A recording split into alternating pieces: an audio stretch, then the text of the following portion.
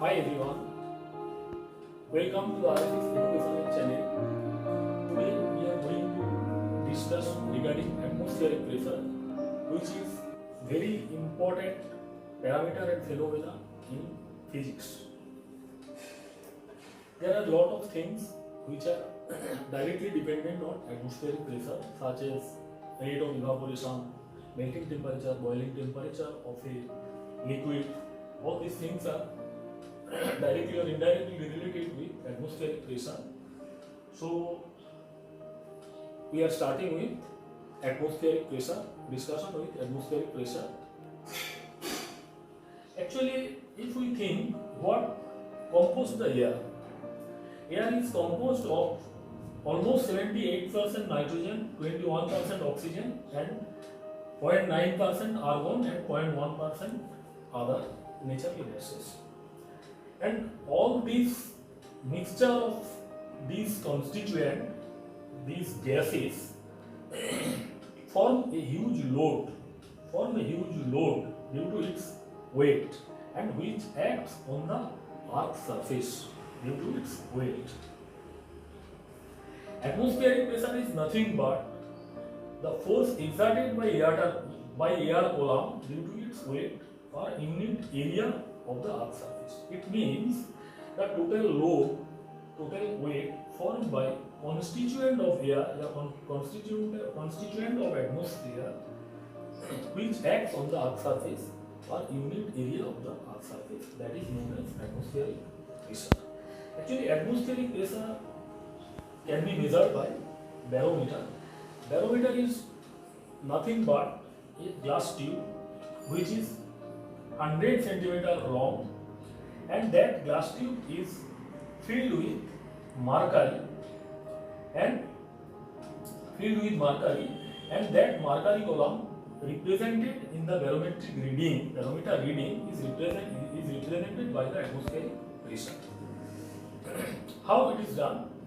Actually, this is the glass tube that is just inverted and filled with mercury, and with holding with the thumb that is just inverted in a ball containing the mercury.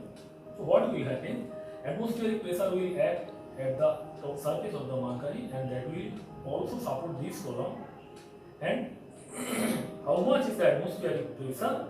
That will be represented by this column, because that atmospheric pressure will hold the weight of this column. That is the basic thing.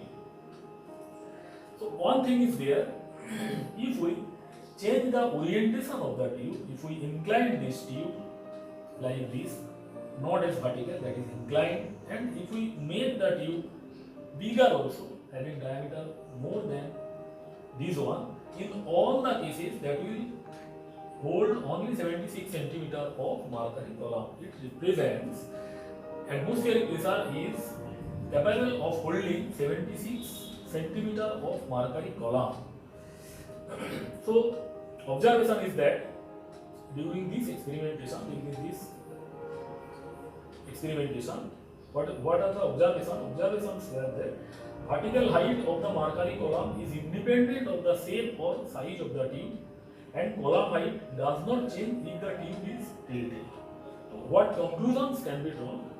We can conclude this air exerts as much pressure as is exerted by 76 centimeter of vertical height of mercury column, and air pressure is capable of holding 76 centimeter of mercury column. So how can we convert this into water column? Actually, we know the specific gravity of mercury is 13.6. So if we multiply this with 1, as the specific gravity of water is 1, then 76 multiplied by 13.6, that is 10.34 meter, is the equivalent water column. That means atmospheric pressure is capable of holding 10.34 meter of water column. Now let us discuss why water is not used in barometer. Actually, there are few difficulties. Water is abundantly available, but still we don't use water in the barometer. It is because water is having very low surface tension, due to which it will weight the glass tube so that we cannot measure the actual reading. In case of mercury, it does not happen. One another disadvantage is that the 10.34 meter water column is big.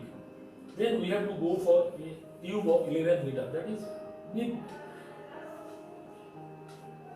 column will be required. That is very difficult to construct. And water also evaporates due to formation of Torricellian vacuum. This portion is known as Torricellian vacuum. What will happen?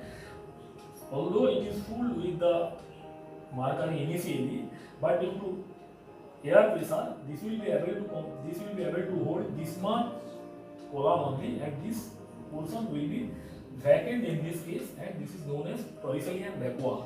This formation of due to formation of this vacuum, if we use water in this case air, due to formation of vacuum, this water will evaporate, and that will not hold the column truly. That is one disadvantage of using water in this barometer. Why air pressure is maximum at sea level? Actually, what happens? Nitrogen is a heavier gas, and that is contributed as 78% in the atmosphere. So automatically what will happen? Heavy particles due to its own weight will always occupy towards the lower portion of the earth, and lighter particles will be accommodated in the higher portion of the earth. So automatically what will happen? As we go towards upside, towards higher altitude, the density of air will be reduced, and towards downward, density will be higher. That means if density at sea level becomes ρ1 and density at higher level becomes ρ2, ρ1 always will be more than ρ2, as it is composed of higher density particles. And definitely, if we measure at the top of the mountain, top of the hill, then this column height is only h2 and this column height is h1. h1 is far more than h2. So ρ1 h1 will be far more than ρ2 h2. So what will happen? At this portion, column of height h1 will be available here for atmospheric pressure, and column of h2 will be available here for the atmospheric pressure. Definitely, at sea level, atmospheric pressure will be far more than that of at the sea level. How height of hill is calculated? By measuring pressure difference. Actually, we have seen for each 1 centimeter of barometric pressure reading, there is a gap of 107.36 meter. So, if we just take a barometer to the top of the hill and measure the barometric reading, then by the difference multiplied by 107.36 will give us the height of the mountain, the height of the hill. Suppose at this top level of the hill we have got the barometric reading 72 centimeter, then the height of the hill will be 76 minus 72 multiplied by 107.36, that will become 429.44 meter, 429.44 centimeter meter, 0.429 kilometer. So height of the hill will be 0.429 kilometer. Now we will discuss how our body withstand such a massive pressure. Our body is strong enough to resist the force that compress our body. Our internal pressure match with the atmospheric pressure and we are maintained at equilibrium. It means our body internal pressure is equivalent to the outside atmospheric pressure. That's why we sustain the atmospheric pressure and we feel no problem within our body. Hope this discussion will be helpful to the students. Please subscribe the channel and like the videos. Thank you.